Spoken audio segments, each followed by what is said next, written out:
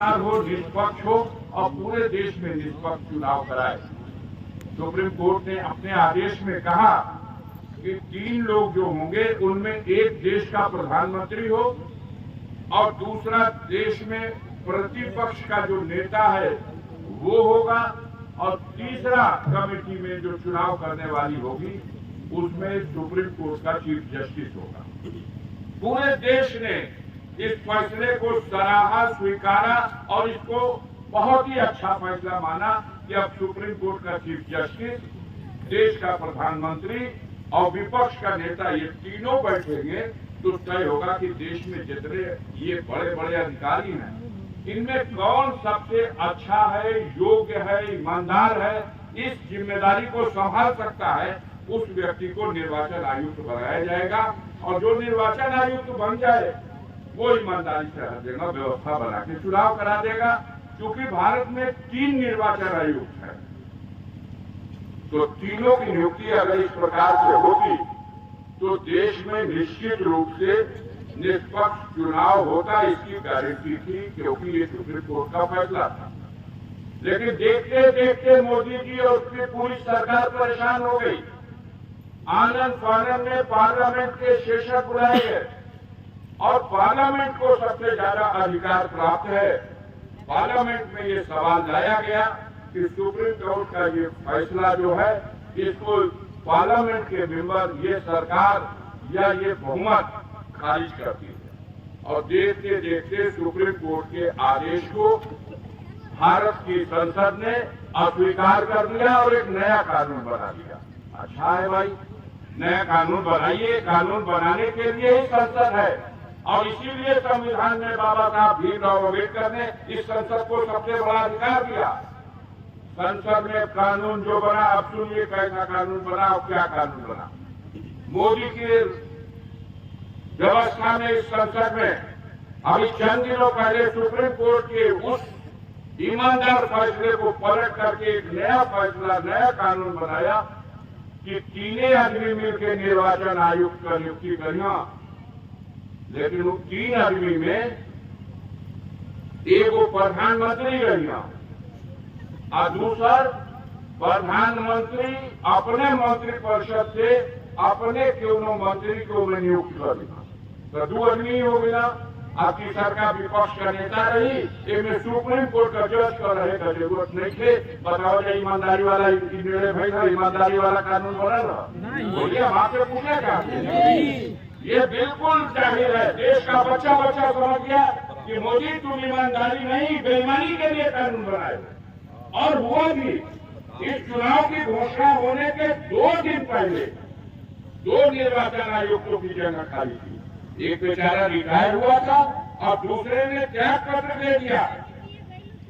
2 पद खाली का, दोनों पदों पर निर्वाचन की घोषणा होने से चंद दिनों पहले मोदी जी और मोदी जी के द्वारा नियुक्त उनके मंत्रिपरिषद का एक मंत्री और एक विपक्ष का नेता तीनों मिल करके और 2 पदों पर धर दिए। एक जने पहले से फिर हम तीनों लोग चुनाव कराओ।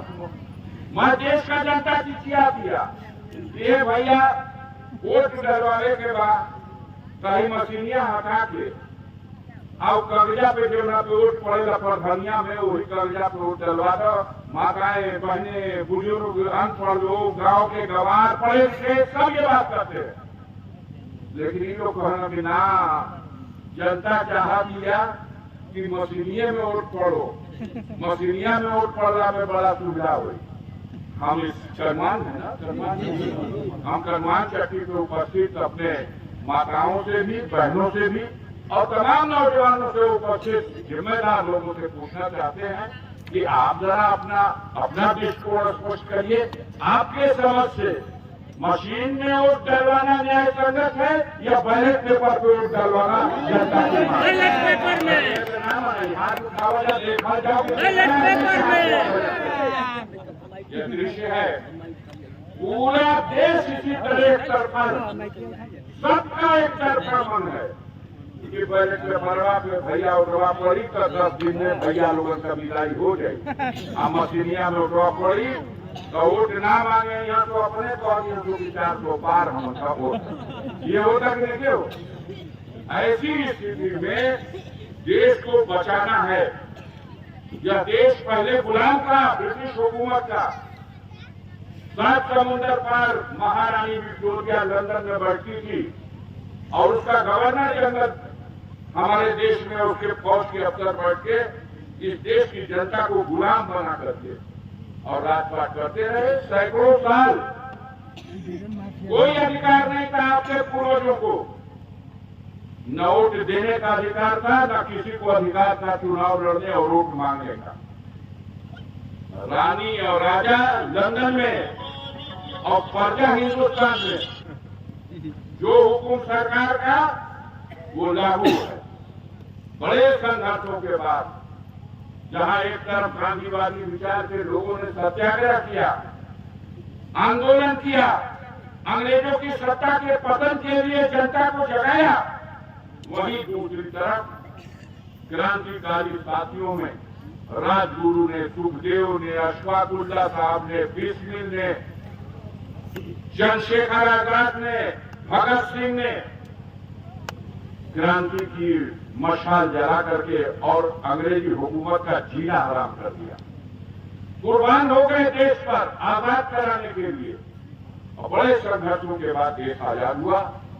और आजाद भारत चले कैसे, इसके लिए बाबा साहब भीमराव अम्बेडकर उनके नेतृत्व में जो कमेटी का गठन हुआ, उस कमेटी ने भारत को एक शानदार संविधान सौंपा।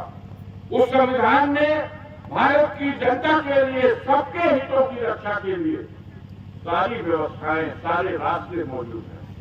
अब जो सत्ता में 10 साल से बैठे हैं लोग, तो इनको अब खल रहा है। इनको पता चल चुका है 100 में 10 लोग भी नहीं है ऐसे जो इनकी मानसिकता को स्वीकार करते हैं।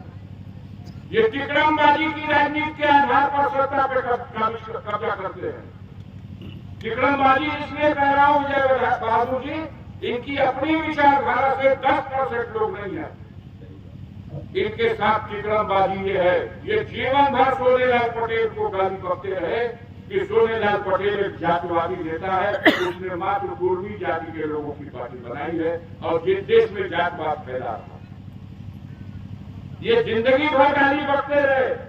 जो संजय निषाद ने निषादों की पार्टी बना करके और निषाद परिवार से जुड़े हुए वृद्ध निषाद, केवट माझी, झीमर सबको मिला करके जातिवादी पार्टी बना करके और ये देश में अलग जातवाद का एक माहौल बनाया।